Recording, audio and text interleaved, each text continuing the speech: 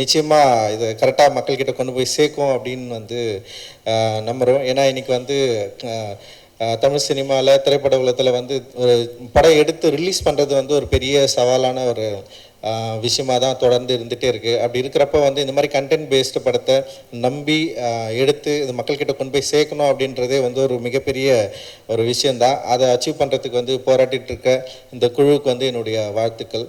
And வந்து GV sir வந்து நான் வந்து ஃபஸ்ட்டு வந்து வெற்றிமாறன் சார் படம் பண்ணிருக்கிறப்பே வந்து நான் யோசிப்பேன், எப்படி இவர் வந்து இவர் கூட சேர்ந்து ஒர்க் பண்ணுறாரு, என்ன விஷயம் இருக்குது அப்படின்னு சொல்லிட்டு நான் வந்து யோசிப்பேன்.